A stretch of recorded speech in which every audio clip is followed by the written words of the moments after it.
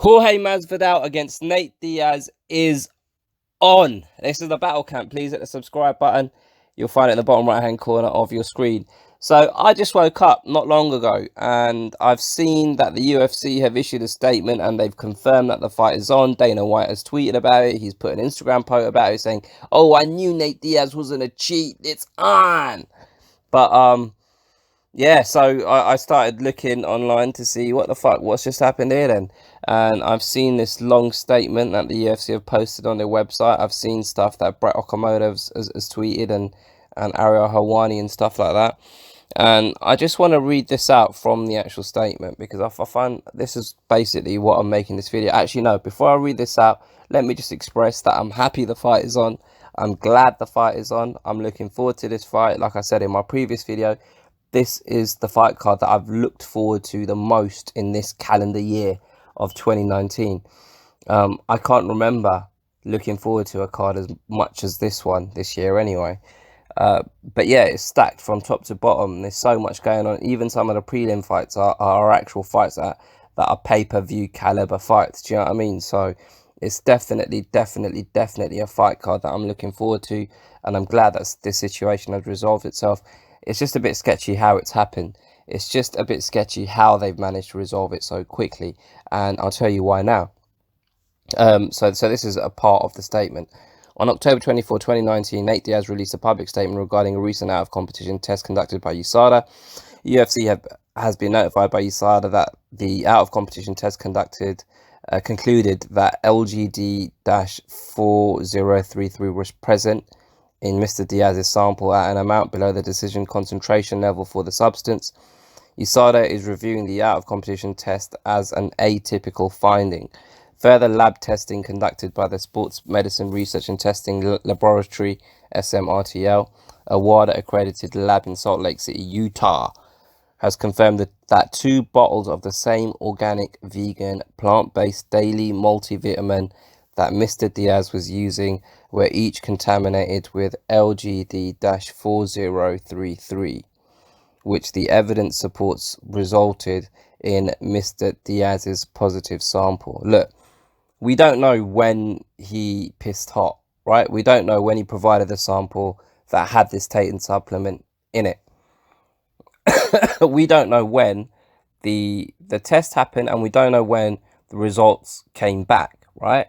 So say the test happened a week ago, the results came back this week, I'm assuming, because obviously Nate Diaz only spoke about it this week. How have they managed to test this plant-based vitamin, multivitamin that Nate Diaz takes so quickly? Like, just from previous experience, this whole process from finding a tainted supplement in someone's, oh no, that's not the right word, finding an adverse finding an adverse finding in someone's sample, from that spot to finding what the tainted supplement was, is usually something that takes weeks and months. Now, I'm not saying that this is fucking bullshit, but I'm saying this is fucking bullshit because there's no timeline associated to this statement. Now, I appreciate the sentiment of the statement and read it for yourselves, but basically what they're saying is they've been reviewing the way they've been implementing this drug testing policy, and one change they're planning on making is if an adverse finding is found, they see how much the concentration levels of that substance, and if that substance doesn't reach a threshold of where you can say, right, yeah, this guy was ingesting this to gain an advantage, if the concentration is so low, it's dealt with differently, if that makes sense. And that's the situation here. So that's fine. I'm on board with that, even though I wasn't really aware that this change had been made. I don't feel like the UFC have been very vocal about this, or USADA have been very vocal about this. They said they spoke about it at some convention on August the 31st, which obviously isn't so long ago, within this statement. But the point I'm trying to make is, generally speaking, when there's an adverse finding, it takes a while to work out what supplement it actually was. Now, like, clearly they've been working overtime on this to get this sorted out, if this is all true. And I appreciate that, because this is a main event. It's a high profile fight. It's a big fight for the UFC. So they're obviously putting a lot more effort and resource into getting this resolved, getting this ironed out.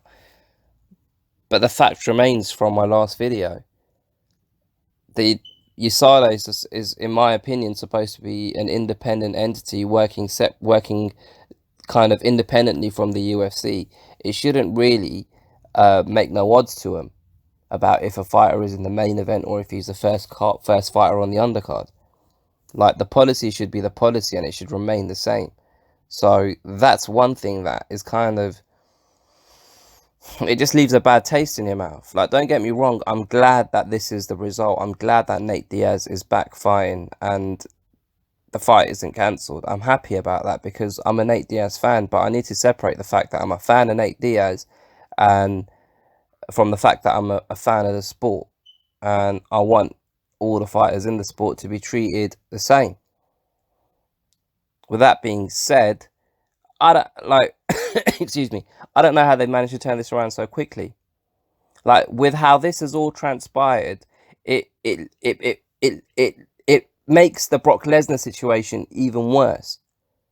Like, I should have really checked this up before I started making this video, but from the date that Brock Lesnar provided a sample with substances in it, right? So from the time when his sample was flagged, there was a number of days or weeks between that point and the actual fight with Mark Hunt, and then there was a number of weeks until it actually came out that, oh, hold on a minute, Brock Lesnar, his sample had been flagged.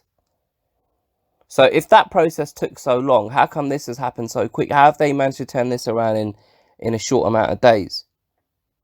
And the result is the same in both situations. The guy that they wanted to fight ended up fighting on fight night. Do you know what I mean?